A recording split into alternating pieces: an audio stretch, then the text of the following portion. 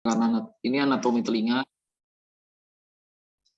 di mana telinga terbagi 3 bagian, telinga luar, telinga tengah, dan telinga dalam.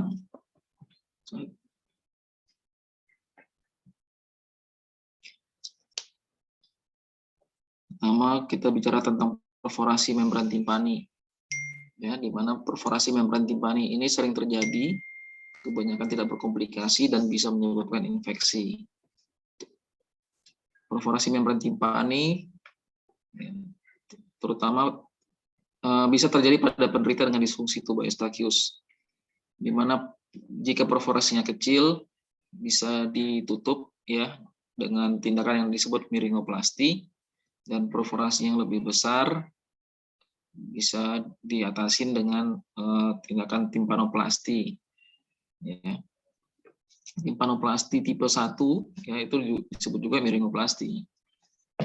Jadi sebenarnya tindakan miringoplasti itu bisa pada yang kecil, bisa pada yang besar. Timpanoplasti itu tindakan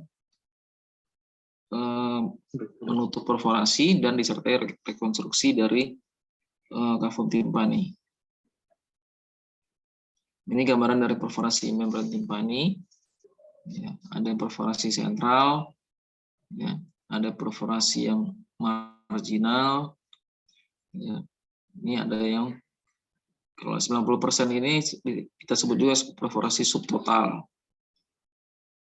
Ini ada yang subtotal dan marginal sampai ke pinggir ini, sampai ke pinggir anulus. Oke, slide. Berikutnya meningitis bulosa. Meningitis bulosa adalah inflamasi membran timpani dan kulit yang telinga sekitarnya dengan bulat, terisi serum atau darah. Bakteri patogen sama seperti otitis media, umumnya Streptococcus pneumoniae, Haemophilus influenza, dan Moraxella catarrhalis. Pada fase awal tampak erupsi vesikular atau bulosa pada membran timpani, kemudian bertambah besar dan terisi cairan serus atau darah. Pengobatan untuk meningitis bulosa ini dengan pemberian analgesik dan antibiotik, ya, dan juga diberikan tes telinga antibiotik. Nah, ini ada gambaran meningitis bulosa. Ya, ini membran timpani, lalu ini yang bulosa. Meningitis itu radang pada membran timpani. Berikutnya, OMA ya, atau otitis media akut, merupakan inflamasi akut pada telinga tengah, di mana inflamasi ini berlangsung antara beberapa jam dan kurang dari 6 minggu. Penyebab inflamasi biasanya infeksi, bisa infeksi virus, bakteri, dan jamur. Etiologi lain seperti autoimun, neoplastik, traumatik, dan metabolik. Virus yang paling sering ya yang menyebabkan ini adalah coronavirus, influenza tipe A, adenovirus, dan parainfluenza. Di mana bakteri yang paling sering adalah Streptococcus pneumoniae, Haemophilus influenza, dan Moraxella catarrhalis. Manifestasi klinis dari OMA berupa otalgia, nyeri telinga, pendengaran berkurang, dan demam. Di mana jika membran timpani ruptur, ya, kita bisa jumpai otore yang purulen. Pada pemeriksaan otoskopi terlihat membran timpani yang memerah, erythematosa, yang terkadang bulging dengan cairan yang purulen. Bulging ini adalah kebalikan dari retraksi. Pada bulging, membran timpani terdorong ke lateral. Pada retraksi, membran timpani terdorong ke medial. Pada pemeriksaan timpanometri impedans, kita akan lihat timpanogram yang flat. Dan pada tes audiometri akan dijumpai tuli konduktif. Slide. OMA dibagi atas 4 stadium, stadium hiperemis, eksudatif, supuratif, dan resolusi, tergantung waktu dan respon inflamasi. Slide. Ini yang stadium hiperemis, rasanya nyeri sekali. Lalu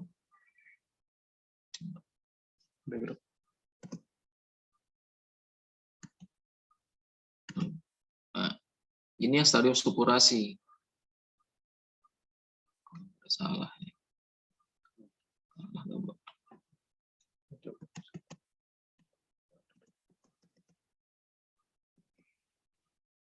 Pada stadium supurasi hanya terjadi pada infeksi bakteri.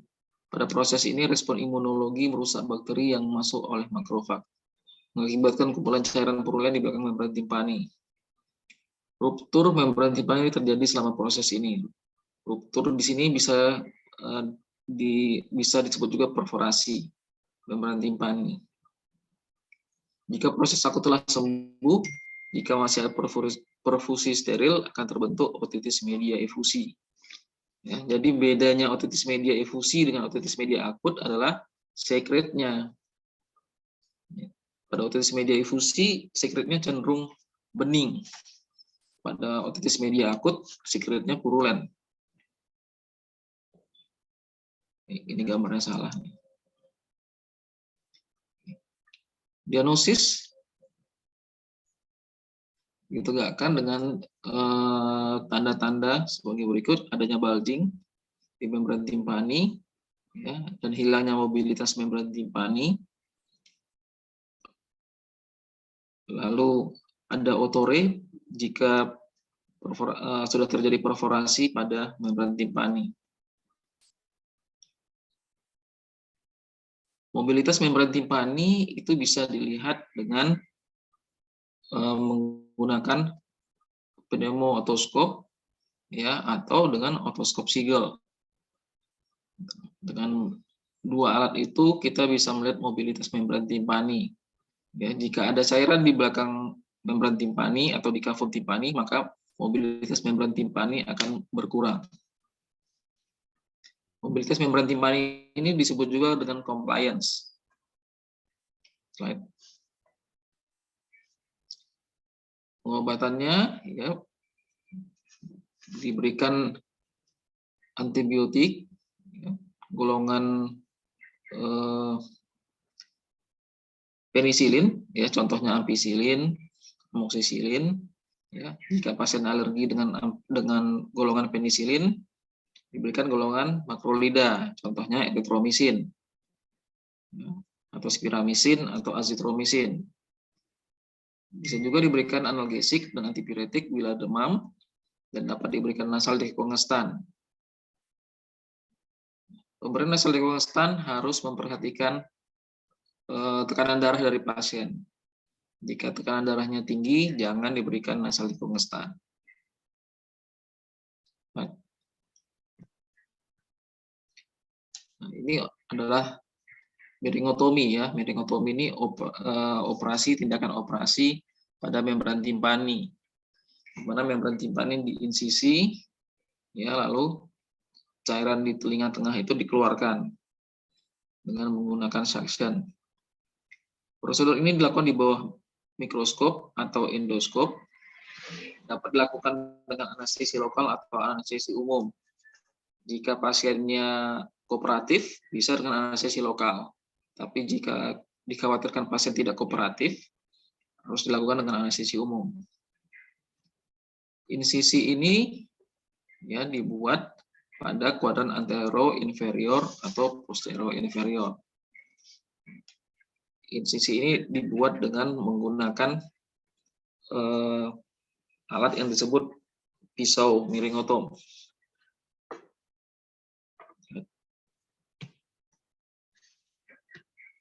Ini dia. Ini yang digunakan untuk miringotomi.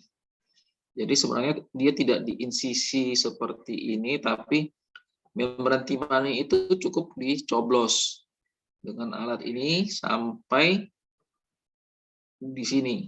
Jadi alat ini bentuknya seperti belah ketupat, maka dicoblos sampai bagian yang lebar ini.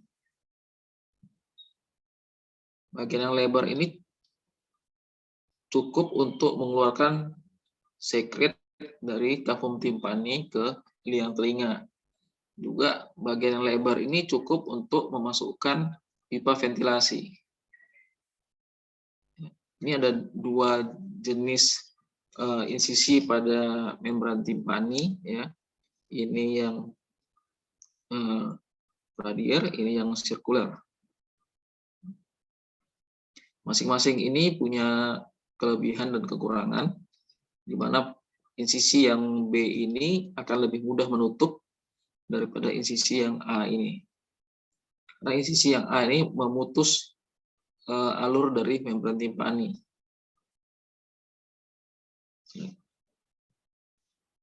Nah, ini dia otitis media efusi atau OME, di mana OME ini disebut juga otitis media serosa, yang merupakan kumpulan cairan serus atau mukoid non-purulen di telinga tengah. Mekanisme terkumpulnya cairan akibat inflamasi kronis telinga tengah dan disfungsi tuba eustachius, di mana pada OME terdiri atas cairan steril yang jarang dijumpai infeksi bakteri. Jadi sekret pada OME itu cenderung lebih bening daripada sekret pada OMA.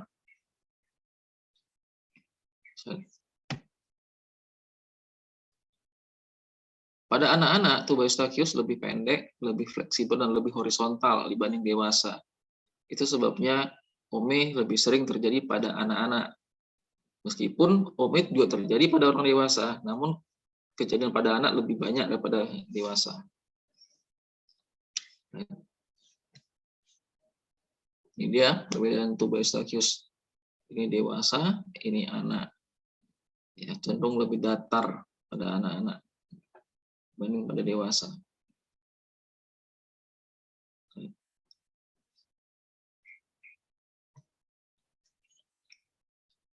Manifestasi klinik dari OME, ya, pendengaran yang berkurang, ini terasa penuh. Pada pemeriksaan otoskopi bisa dijumpai gelembung udara atau air bubble.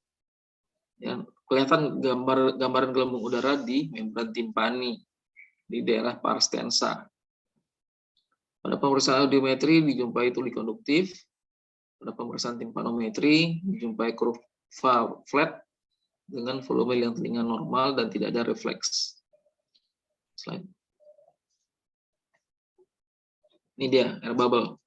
Ini khas pada OME. Ya. Ini air bubble khas pada OME. Lalu ini gambaran membran timpani yang retraksi, di mana head of malleusnya lebih menonjol. Dan kalau kalian lihat membran timpani yang retraksi, meskipun tidak ada gelembung udara atau air bubble ini, ya air bubble ini karena di dalam kavum timpani ada cairan. Jika di dalam kavum timpani tidak ada cairan, kita nggak akan lihat air bubble. Tapi hati-hati dengan di daerah sini, ini daerah etik.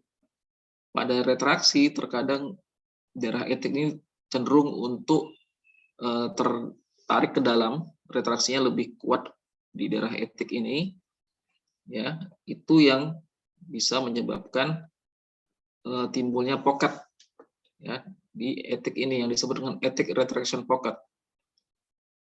Penyebabnya adalah disfungsi tuba eustachius. Jadi atasi disfungsi tubanya, maka retraksinya akan berkurang. Slide.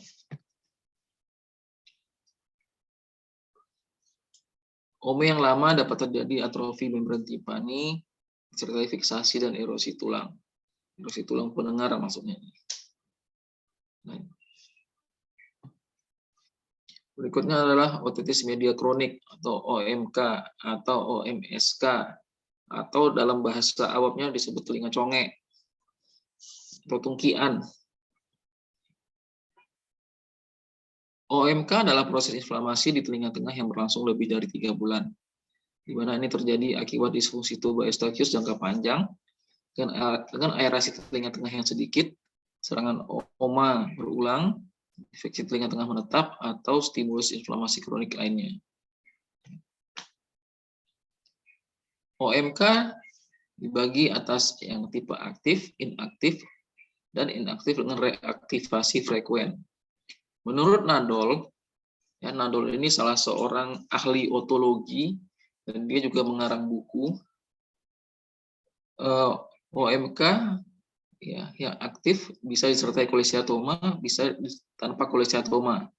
OMK inaktif dijumpai perforasi, bisa dijumpai kantong retraksi, itu yang tadi saya sebut ethnic retraction pocket. Yang dijumpai juga otitis media adhesif. Otitis media adhesif ini membran timpaninya terdorong hebat ke medial. Jadi membran timpani pada pars tensa itu lengket, cenderung lengket ke promontorium. Dia adhesi. Dan disfungsi tuba itu juga menyebabkan fiksasi tulang.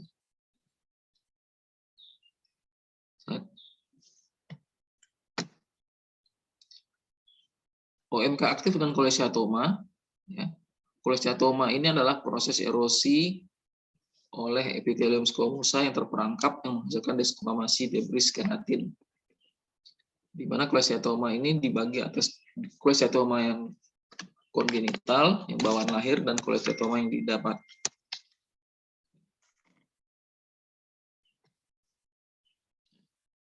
Inilah gambaran kolesteatoma kongenital yang bawaan lahir. Yang luas, kolesteatoma kongenital yang luas.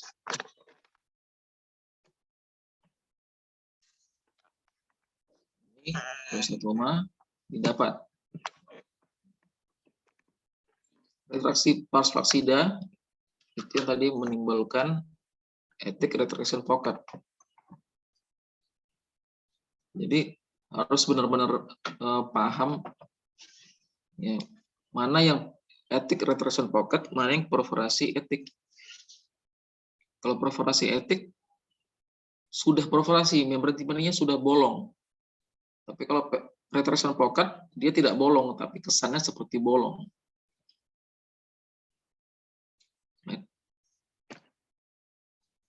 Nah, ini ada OMK tanpa kolesteatoma ya, yang terbagi dari OMK mukosa inaktif dan mukosa aktif. Jadi lain pengarang buku, lain lagi istilahnya. Jadi biasa itu beda-beda buku, beda-beda istilahnya. Tapi sebenarnya penyakitnya sama. Ya. Untuk lebih sederhananya bisa disebut OMSK tubotimpani atau OMSK atikoantral.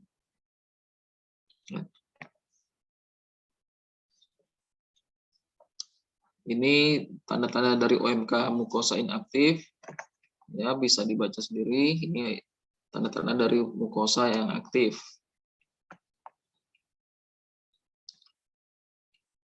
Pada beberapa telinga dapat timbul jaringan granulasi atau polip.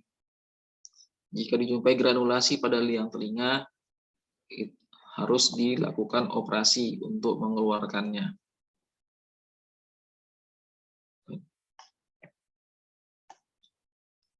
Ini penyebabnya, ya sama seperti tadi.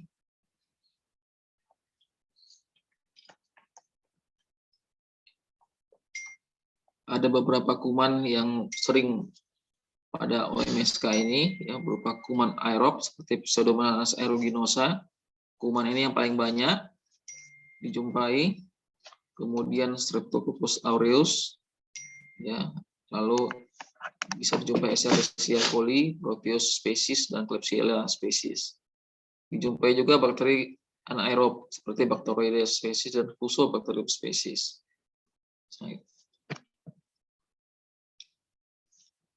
Ini patogenesis, ya, bisa dibaca sendiri. Slide. Histologi juga.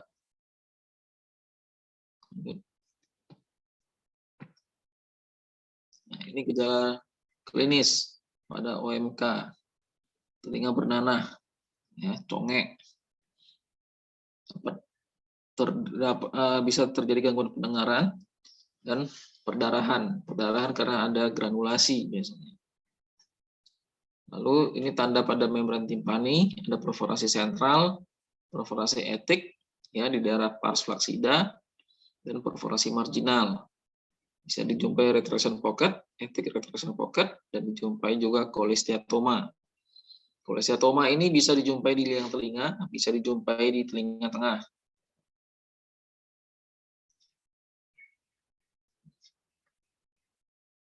Ini congek yang tanpa cholesteatoma. Dan biasanya aromanya tidaklah sekuat yang dengan disertai cholesteatoma. Diagnosis ditegakkan dengan anamnesis, pemeriksaan otoskopi, pemeriksaan audiologi, radiologi, dan mikrobiologi. Nah, ini pemeriksaan ronsen ya dengan foto polos mastoid proyeksi Schuler. Ini gambaran dari sel udara mastoid. Jadi kalau gambarannya seperti ini sel udaranya masih bagus. Sel udara mastoid yang masih bagus disebut pneumatik, tipe pneumatik. Ini mastoid, ini TMJ. Ya, sini. Oke, slide. Ini diagnosa banding dari OMK tadi. Yang pertama granuloma kolesterol, yang kedua otitis media tuberkulosis. Otitis media tuberkulosis ini khasnya ya perforasinya bisa lebih dari satu. Jadi bisa multiple perforasi, multiperforasi. Perforasi lebih dari satu itu khas pada otitis media tuberkulosis. Jika kalian menjumpai itu, kirimlah pasiennya dirujuk aja ke dokter paru karena terapinya adalah terapi OAT.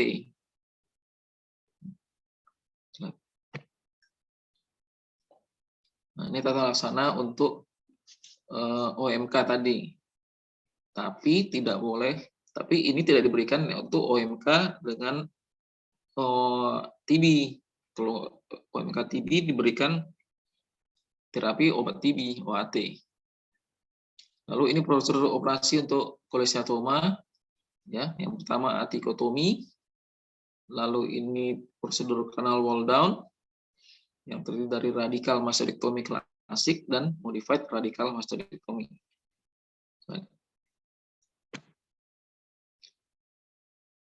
Ini gambaran dari mastoid ya, ini sel udara mastoid. Ini liang telinga.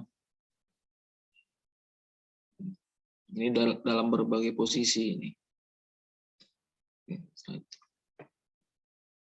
Nah, ini komplikasi ya intratemporal, intrakranial. Intratemporal ada mastoiditis, petrositis, paralisis facialis, dan labyrinthitis. Komplikasi intrakranial, abses ekstradural, abses subdural, meningitis, abses otak, tromboflebitis sinus lateral, dan hidrocephalus otitis. Ini mastoiditis ya, radang pada tulang mastoid. Ya. Ini yang saya sebut tadi. Ini tipe-tipe dari sel udara mastoid, di mana pada tipe pneumatik sel udaranya masih bagus semua, gambarnya seperti honeycomb, ya. Lalu pada sklerotik tidak ada lagi sel udaranya, karena semua sudah berubah menjadi tulang yang padu. Diploid merupakan campuran dari pneumatik dan sklerotik. Tulang yang sklerotik pada saat operasi akan terasa keras ketika dilakukan pengeboran. Karena ini sangat keras, tulangnya padu. Beda dengan tulang yang pneumatik. Tulang pneumatik jika dilakukan pengeboran, kita akan langsung lihat rongga-rongga begini nih. Rongga-rongga dalam mastoid. Jadi kalau operasi untuk mastodektomi, ketemu tulang yang begini ini enak sekali. Enak gembornya, tidak perlu susah-susah seperti ngebor tulang yang sklerotik.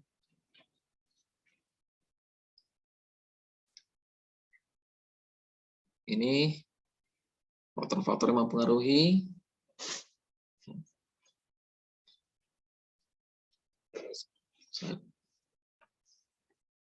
Nah, mastoiditis tadi terbagi dua, yang akut dan yang kronik. Yang akut merupakan komplikasi dari otitis media akut.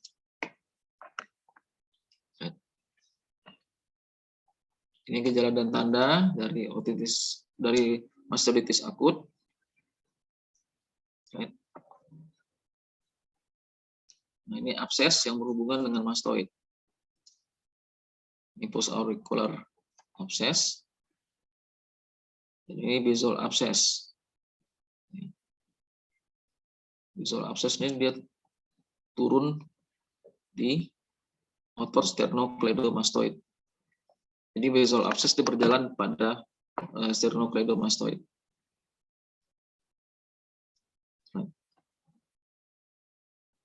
Ini tata laksananya, ya, antibiotik amoxicillin, chloramphenicol, dan metronidazole, atau yang dikenal dengan triple drug, ya, itu protokol untuk tata laksana dari mastoiditis. Atau OMSK atikoantral juga diberikan triple drug begini. Ini mengcover gram positif, ini mengcover gram negatif, ini mengcover anaerob.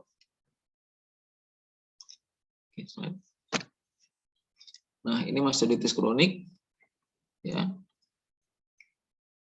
Bakterinya juga sama, ya, ada Pseudomonas dan Staphylococcus aureus. Diagnosis ditegakkan dengan anamnesis, pemeriksaan fisik, pemeriksaan radiologi, pemeriksaan laboratorium, dan operasi, eksplorasi. Nah, ini tanda dari abses di mastoid. Kalau kalian jumpa pasien sudah ada begini, maka biasanya di bawah ini tulangnya sudah bolong. Kalau ketemu pasien dengan begini, ada bisul di belakang daun telinga, maka pasien ini harus dioperasi, harus dilakukan mastoidektomi. Ini tata laksana dari mastoiditis kronik tadi.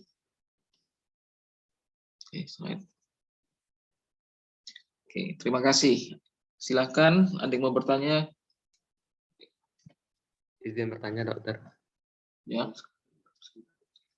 Kenalkan, dok, saya Maulana. Saya izin bertanya, dok, untuk yang otitis media akut, antara yang jamur, bakteri, dan virus itu apakah untuk membedakan etiologinya itu melalui kultur atau ada karakteristik yang bisa dilihat, dok, dari pengamatan atau pemeriksaannya itu? Ya, kalau dia disebabkan oleh jamur, ya ada jamur di situ. Tapi kalau yang bakteri dan virus itu harus dikultur lah. Kan kita nggak bisa lihat virus, kita nggak bisa lihat bakteri, tapi jamur kan kita bisa lihat.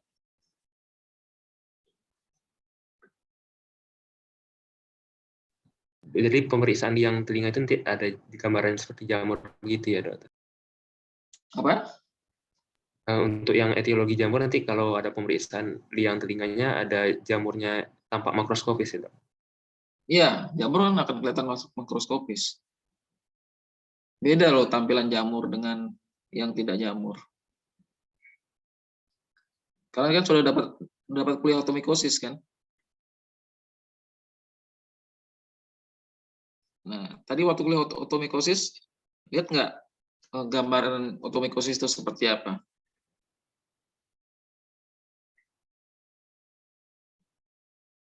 Itu khas. Beda gambaran otomikosis, beda gambaran dari infected cerumen. Beda lagi gambaran dari cholesteatoma liang telinga.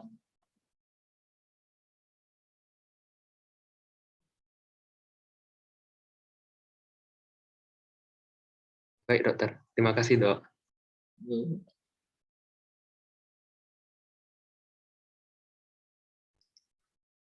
Silakan yang mau bertanya. Izin bertanya, dokter. Ya. Perkenalkan, saya Agustina dok, izin bertanya pada insisi membran timpani dok, setelah insisi apakah dapat mempengaruhi pendengarannya dok? Soalnya setahu saya membran timpani ini bersifat irreversible dok setelah jika mengalami perforasi.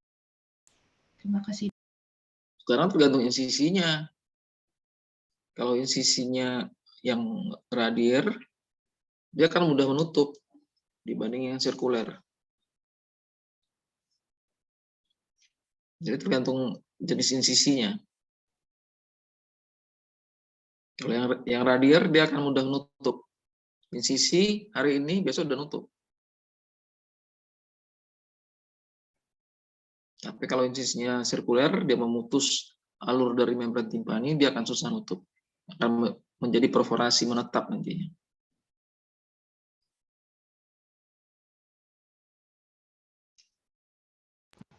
Baik dok, terima kasih dok. Ya.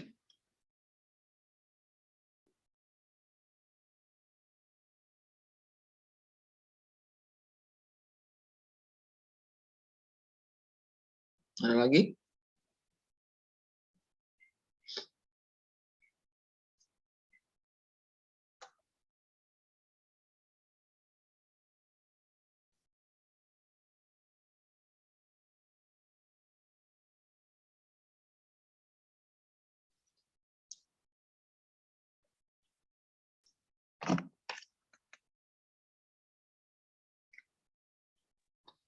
Sepertinya tidak ada lagi, dok. Oh ya, baik. Terima kasih atas perhatiannya. Selamat siang. Assalamualaikum warahmatullahi wabarakatuh. Waalaikumsalam. Terima kasih, dok. Terima kasih.